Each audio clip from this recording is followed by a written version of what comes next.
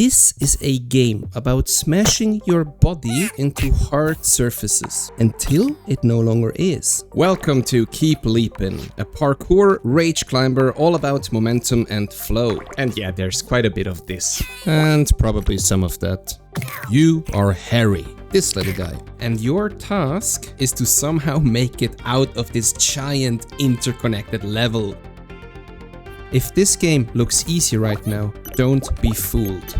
Everything here is dynamic and based on momentum. The game offers countless movement systems that all naturally flow together, rewarding those players who truly understand the movement. It's definitely a game about redoing the same sections over and over again, but you do it with style.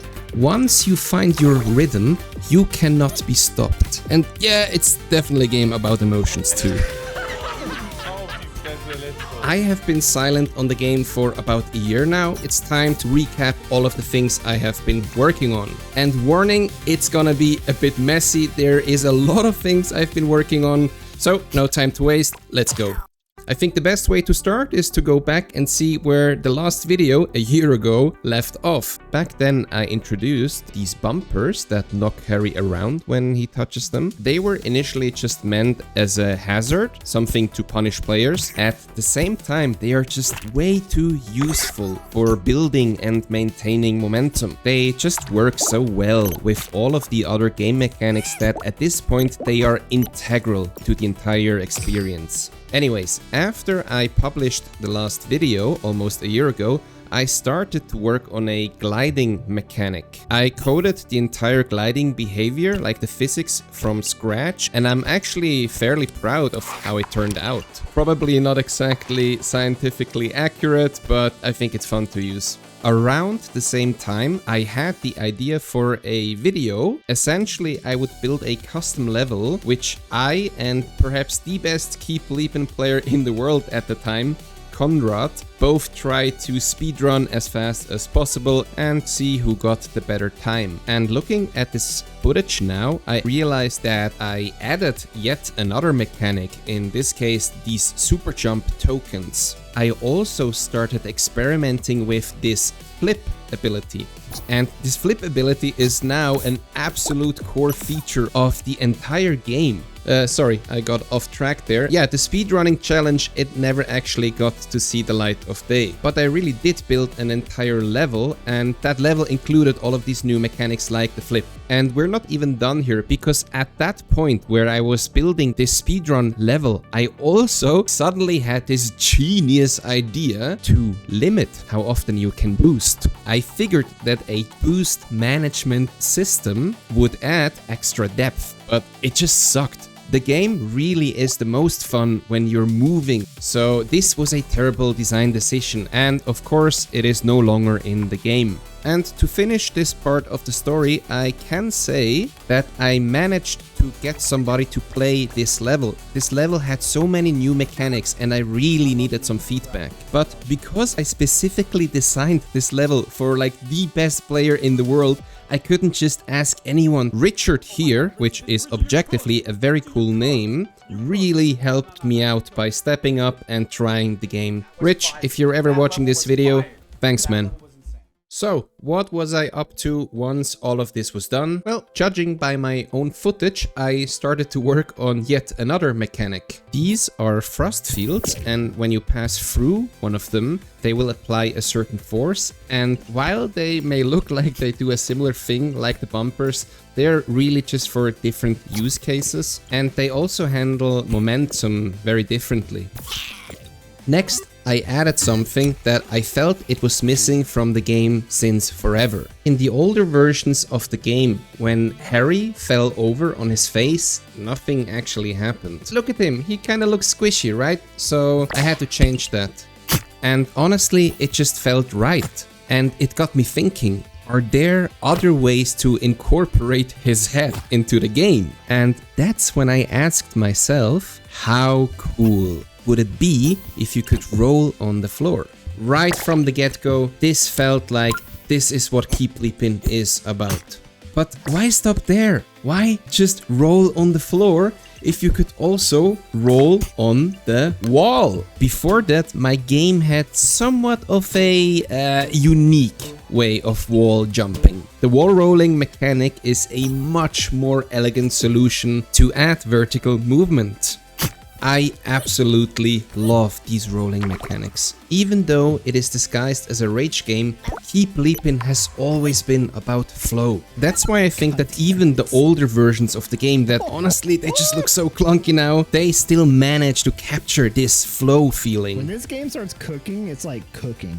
The game was ready for another playtest, so that would make it playtest number 3. And honestly, the reception was pretty good. The structure of the game at that point was still very linear and it had checkpoints, and you could tell that it motivated people to keep trying. A lot of people had fun, but there were also plenty of people who completely bounced off the game.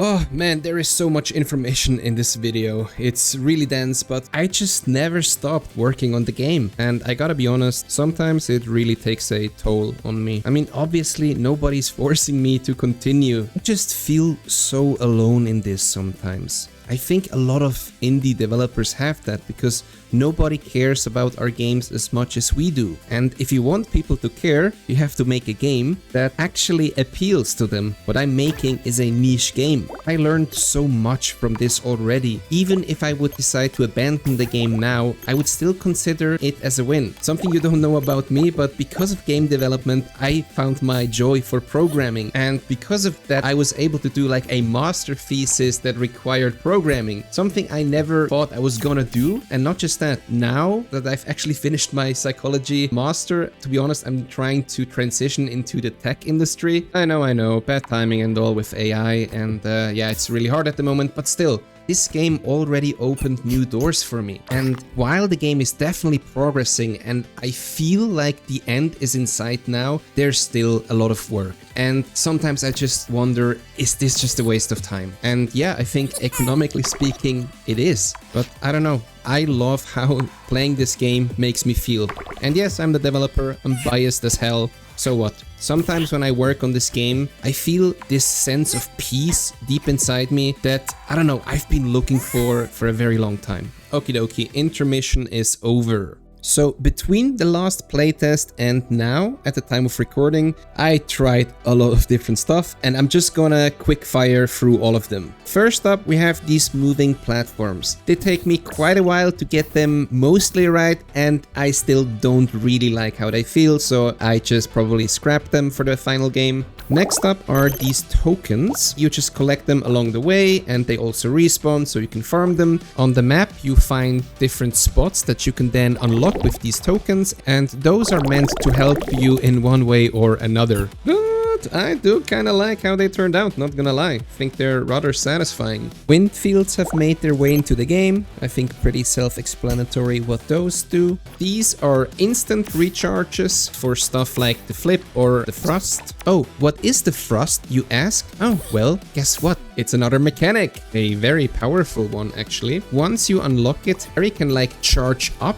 and he will then get launched in whichever direction he's pointing. I would love to see what speedrunners manage to do with this. I think the thrust is perfect for finding skips.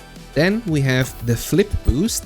That I'm not sure if it's gonna be in the game. You get it if you pull off a 360 without using the flip. I honestly don't remember taking that from like Pogo Stuck, but the connection is very obvious. The next new thing you have actually been listening to the entire time in the background. I'm very pleased to say that one of my real life best friends has started to make music for my game, and I couldn't be happier. They are insanely awesome tracks. They go really hard with this kind of game. Joey, if you're listening to this, I love you, man. Thank you so fucking much for that. This actually inspired me to try out elements in the game that would go along to the beat of the music, and that's something that I spent a lot of time on, but it's something I need to explore a bit more. Something else that's new are the intro credits, as you can see here. I'm not sure if I'm gonna keep it exactly like this, but I honestly really like the idea. In the meantime, we pretty much arrived in the present. The game is currently being playtested, and it's a very different game now. I'm not sure I even know anymore what the game is. I guess it's its own thing now. Alright, see you in the next one. Bye bye.